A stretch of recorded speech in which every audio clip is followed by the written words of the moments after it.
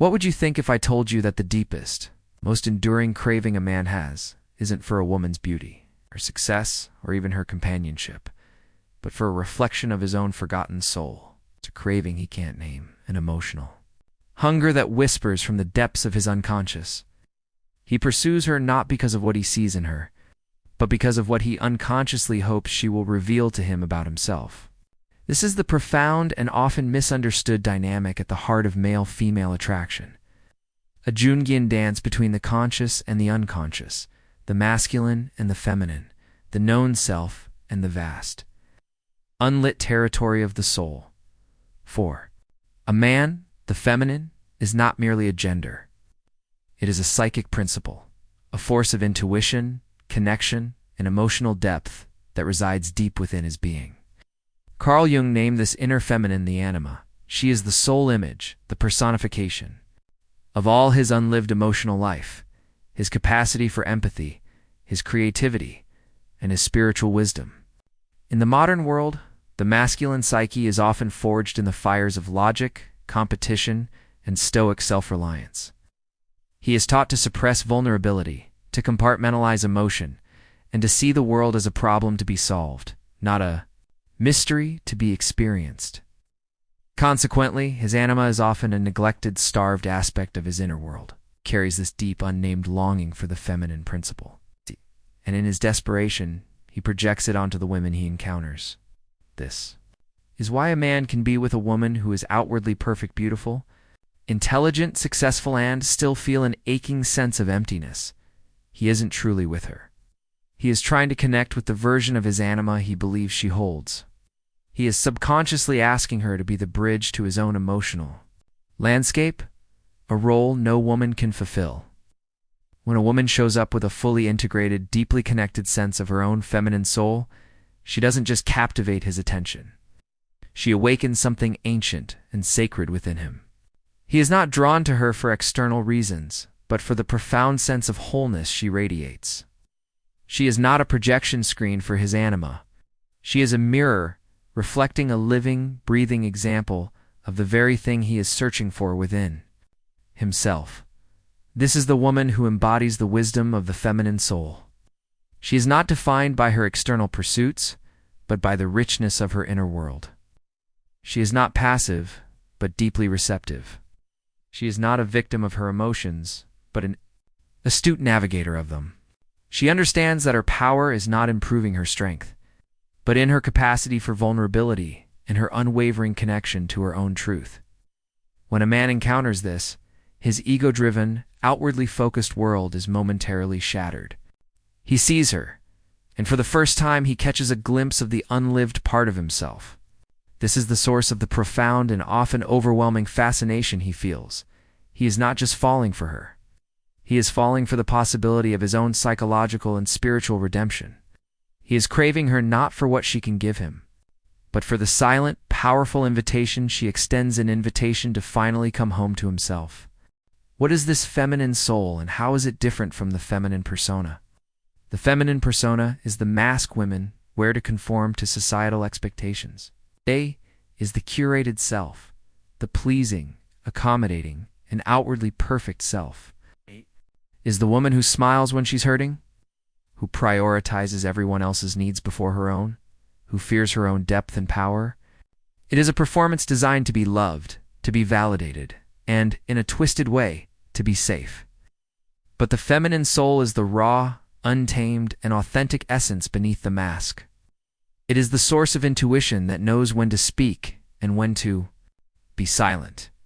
It is the wellspring of emotional resilience, the capacity to feel deeply without being consumed. It is the embodiment of life-giving creative force that doesn't need permission to exist. This is the very essence of what a man craves but cannot name. He is tired of the performance. He is tired of the curated persona designed to please him. He is hungry for the truth, for the raw, unvarnished reality of a woman who is so deeply connected to herself that she doesn't need his approval to feel whole. This is not about a woman being difficult or demanding. It is about her being unmovable in her own worth. Her value is not a negotiation. It is a non-negotiable fact. This is the woman who has done her own shadow work, who has confronted her own demons and embraced her own darkness. She knows that true light is not the absence of shadow, but the conscious integration of it. For a man, encountering this woman is like coming home to a part of himself he has long abandoned. His own emotional life, suppressed and pushed into the shadows, sees a pathway to liberation through her example. Her quiet confidence, her ability to set and hold boundaries, a refusal to be small for anyone else's comfort, these are not threats to his masculinity, but invitations to a deeper form of it. They challenge him to move beyond the superficial metrics of success and power, and to finally descend into the rich, complex world of his own inner life. He is no longer looking for a trophy. He is looking for a guide to a forgotten part of his own psyche. The man who is truly ready for this is the man who is beginning his own individuation journey. He is no longer just a boy seeking a mother figure and a lover. He is a man striving for wholeness, seeking a partner who is a fellow traveler on the path to self-realization.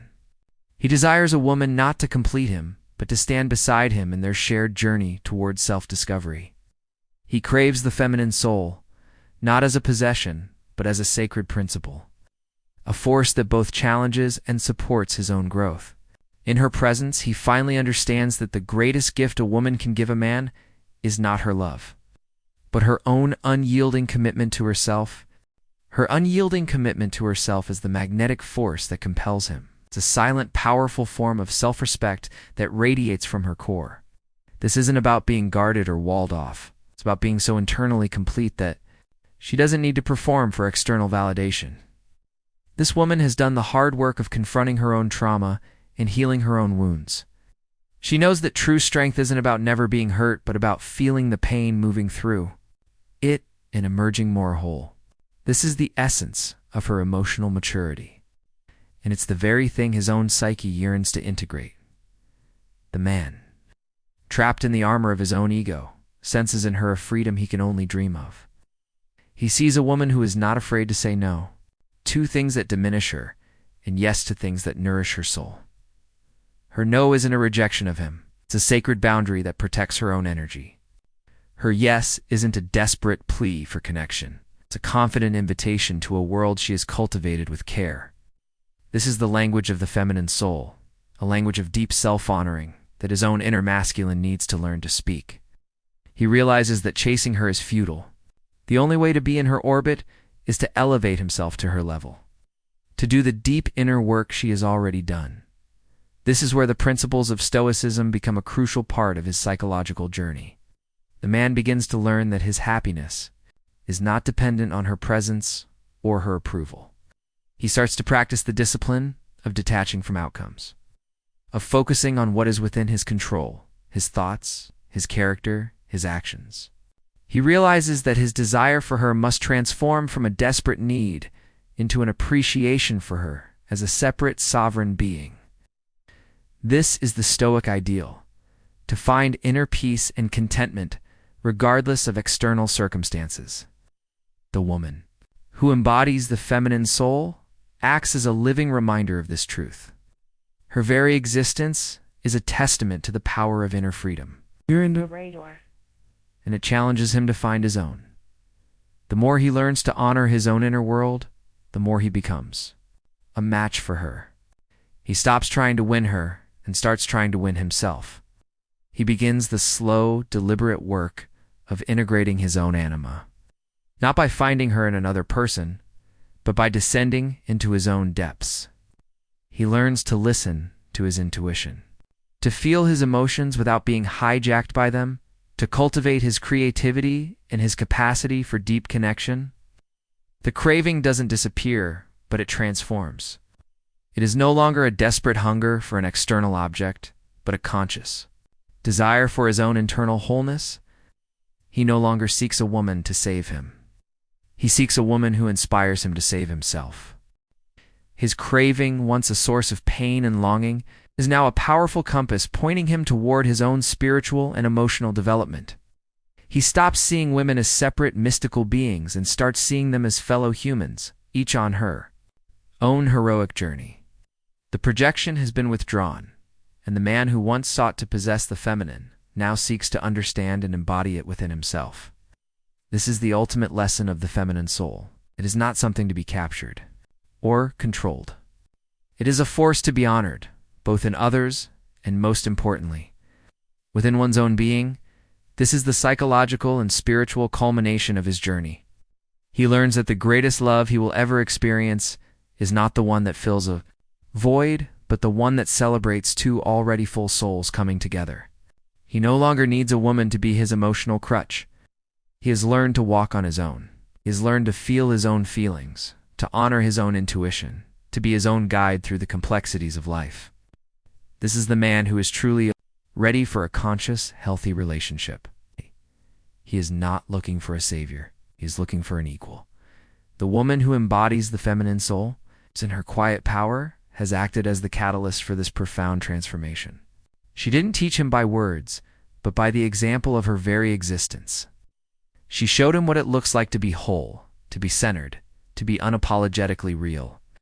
She was the mirror that reflected not just the parts of his anima he longed for, but the parts of his own soul he had forgotten.